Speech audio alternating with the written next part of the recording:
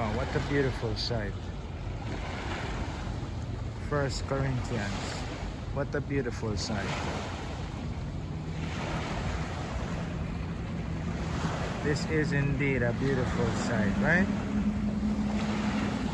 If you look closely, the water seems, it seems like it's flowing to my left. If you look at the video, it's gonna be to your right. You look like the water, all of the water. Look, if you look at it, you know, the horizon, the water look like it's flowing to my left, which is your right. But then when you look at the crashing waves or the tide, it's obviously moving to the right because it's hitting on the wall right there. So you see it? Interesting, because when you look outside on the horizon, you know, look out on the horizon, it look like the whole water look like it a flow to the left. But then when you put an object in between the flowing of the water, you obviously see that the water is coming up, is going to the right. And somebody would ask, yo, what's the explanation for that? And some people would say because the earth has spin. Yo, I don't even know if the earth has spin. Some would say the more logical reasoning to that is, I would say the sun is moving because the Bible said, I use the Bible reference, because the Bible said the sun rising at the east. So rise meaning moving. So some say the earth a move, some say the earth is stand still. I think so the earth is stand still. Even the Bible said, reference said, the earth stand up on its foundation. So the earth really not move. It's the sun a move, but moving from that scientific, which is really not scientific, but it's scientific in the order of things. It's just an understanding. What I want to say right now is, as I meditate on even 1 Corinthians, and I look on 1 Corinthians and 2 Corinthians 14, and the whole letter, the whole two letter, 1 Corinthians and 2 Corinthians, really encapsulate this idea of edification. And when you look at the idea of edification, it's really building up. And when you think about building up, and to put an easy analogy in building up is literally building up a building. There must be a goal in building up the building, what material you have to use, and over time people recognize what material you should use to make cement, and how strong when you mix the cement, they have the method on how strong.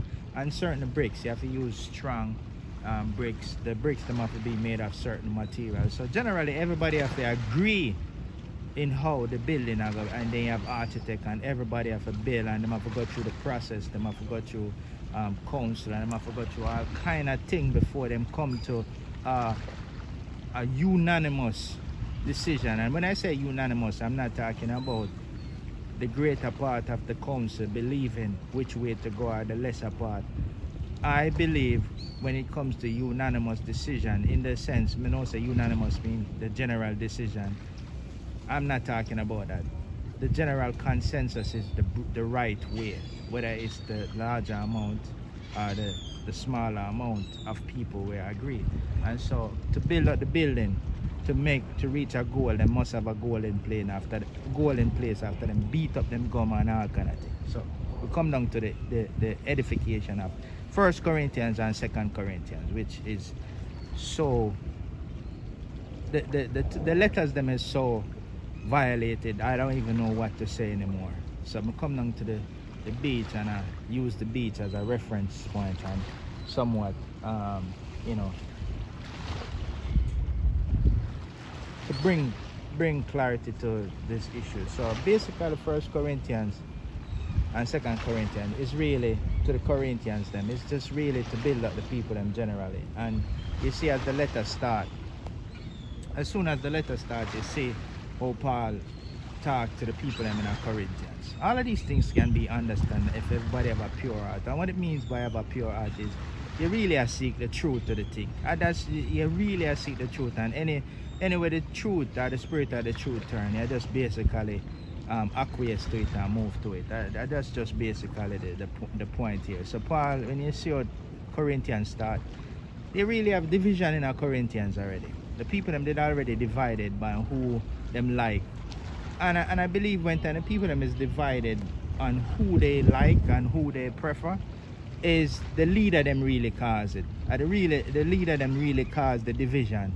And then the people them who are ignorant and not really understand certain things, so follow in them footstep, and so you get division, and you get 2, you get 3, you get 4 people who are trying to split up the group. And I mean, I don't want to say I just saw the thing set, but I saw evil man set, ungodly man set in them ways, and them want power and authority, and them want influence, and them think that is enticing. Come on, man, power, influence, them think they're enticing. And any man taste them thing that them think that them think that is like me I go hold on upon it. So when you look on 1 Corinthians and 2 Corinthians, the whole letter is really encapsulated in unity, and not only unity but the edifying of the whole group of people from down to the least to the greatest. That's basically what the letter is. So when you go through all of the details of the letter and you look upon it, you know, people branch off in so many era in the letter, and it becomes a division right again. It's like Paul write but not to be divided, and you just read the letter and each man read the letter and you're divided, because them already come to the letter with preconceived notion already. I understand them biases there because them grew up, and depending on where you end up, because the spirit of truth not come to them yet in its fullness. So the people them was already divided in our Corinthians, and so what Paul was doing is trying to set the thing in order to make the people them do them whatever they doing. It must be in some form of order, you know, more decent, and to make it, have some order, some order, basically that. And so when you look on 1 Corinthians and 2 Corinthians, it's really just of building up, establishing a way of life, a culture. And when you look on the internet and you look on YouTube and you look on the church is not even separated from the world in that sense. And you look on all of these things, every man is literally divided. No man acquiesce.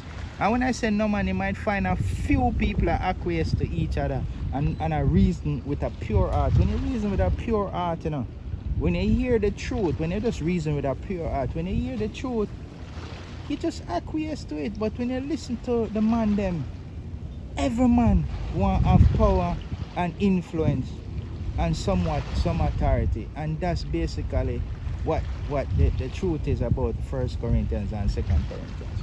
And I've seen it literally in my life, in my sphere of influence.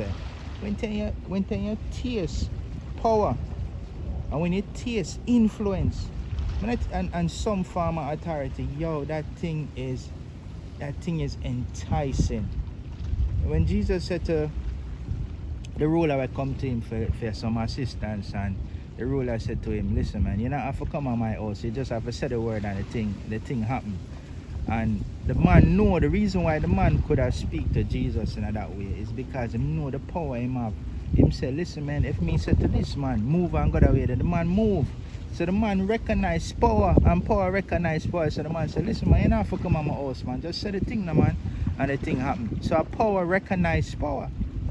But the point where I draw is power and influence and some authority is enticing. And when you see, not fake, when you see that you have influence, or you see that you have power over people, say you're YouTube, whatever, and young people nowadays on YouTube and they might get many subscribers.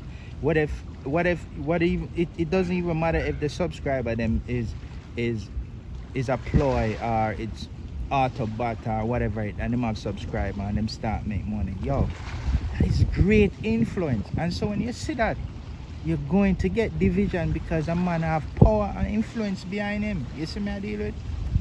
So you notice the people that come to with the truth not really have power and influence. Them only have power and influence in a certain in truth, and I saw the thing said for now anyways.